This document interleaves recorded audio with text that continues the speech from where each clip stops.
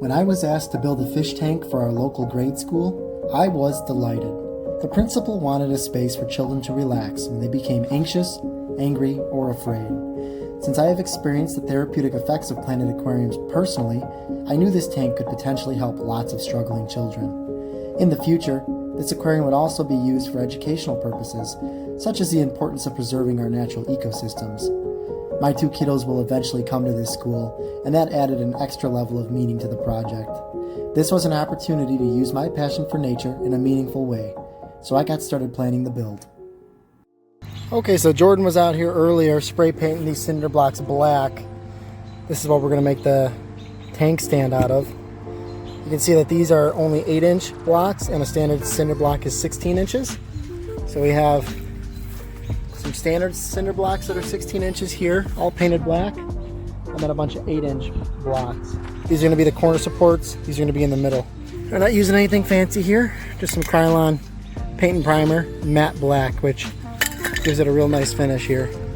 While we're in the back, we're also going to take a walk in the woods and look for some wood. And we're going to look out for this stuff here. That's poison ivy, and I am very, very allergic. I'm just gonna walk around and look for some sticks. That's so overgrown now. I took some videos earlier in the year of this area, and it's just really pretty. Lots of logs, lots of moss, but it's all pretty overgrown now. So I'm gonna put the phone away because I don't want to touch it again until I get back out. But we'll see what kind of wood we find. The next step in the process involved painting the back of the tank black. This creates a more comfortable environment for the fish, and it also gives a nice contrast for aquarium plants. Black backgrounds can also offer the illusion that the tank is deeper front to back than it actually is. I use an oil-based black paint, and I apply it with a smooth trim roller. Then I use a small foam brush to get the gaps I can't reach with the roller.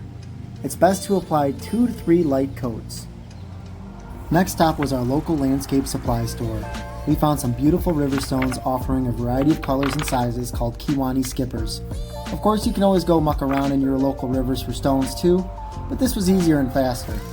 Next, I used a power washer to remove some loose sections of bark from the branches I pulled out of the backyard. The debris that didn't come off will eventually settle in the bottom of the tank, adding to the overall natural look. After that, we loaded up our SUV with everything but the tank and headed over to the school to build the stand. This DIY cinder block stand was extremely cheap to build and very strong. The plywood was donated from a family in the neighborhood whose grandfather passed away. It used to hold his model train set, and I think he'd be happy to know that it was being reused at the local school. It is important to take your time with this step, ensuring that everything is level and square because you won't be able to make changes once the tank is filled up. This stand sits lower than a conventional aquarium stand, which is the perfect viewing height for the students that come to this school. Once we placed the tank on the stand, we began to pour in the substrate. We're using Carib Sea Eco-Complete for the base layer because it offers a great place for beneficial bacteria to live, and it's cheaper than aquasoil. It's basically crushed volcanic rock. We decided to create a triangular composition with a high side opposite of the entryway. This should create an interesting viewing experience for the students. After we added 2 bags of Eco-Complete, we put some homemade root tabs in the substrate. These are made out of Osmocote pellets and gelatin capsules, and they'll provide a long-term nutrients to the plants in the back of the aquascape. Then we added a bag of Fluvostratum aquasoil for an added nutrient layer. I've been using Fluvostratum for years, and I can say it's a proven performer when it comes to growing plants.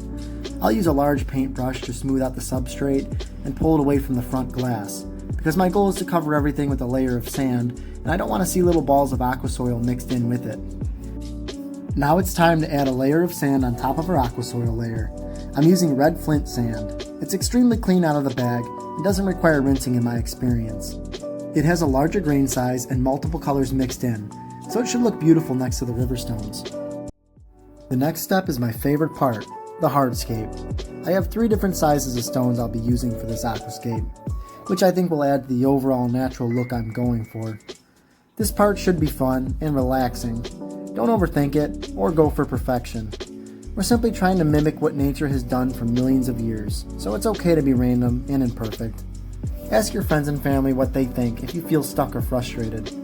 Since the hardscape is the bones of your aquarium, it's worth spending some time on it. Unfortunately, we don't have much time to build this, so we just went with the flow. I arranged the branches I found in my backyard to be aesthetically pleasing, while still offering plenty of swimming room for the fish. This is another process that could take a bit of time, but the end result is worth it. When I was finished, I glued the sticks to contact points on the stones using a gel superglue. Since superglue dries white, it's not a bad idea to sprinkle some sand on the glue while it's drying. Finally, I added some small detail pebbles to the foreground. This smaller texture pebble really ties the whole look together, and I was super happy with the end result. The vision we had for our river tank was really coming to life. This tank brought me back to my childhood days where I spent every summer playing in the beautiful Jump River in northern Wisconsin.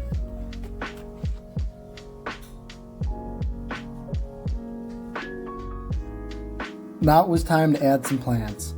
I apologize for not getting footage of this step, but we are really crunched on time, so I'll try to do a better job of it in the future. All the plants used in this river tank were repurposed from planted aquariums I have back home. I glued some Java moss to the branches, and I wedged a Nubius nana in various cracks and crevices in the hardscape. I placed 3 Wendy-eyed brown crypts throughout the tank, as well as an Amazon sword plant on the upper right-hand corner for an additional height and coloration.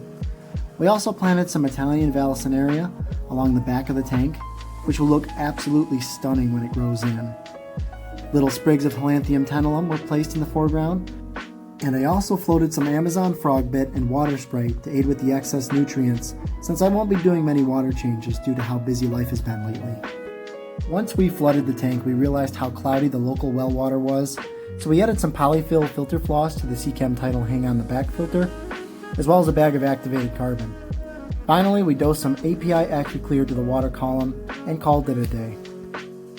Since then, we've added 2 Philippine blue angelfish, 6 white cloud mountain minnows, a dozen cherry shrimp, 2 blue opaline gouramis, and a bushy-nosed pleco to the aquarium.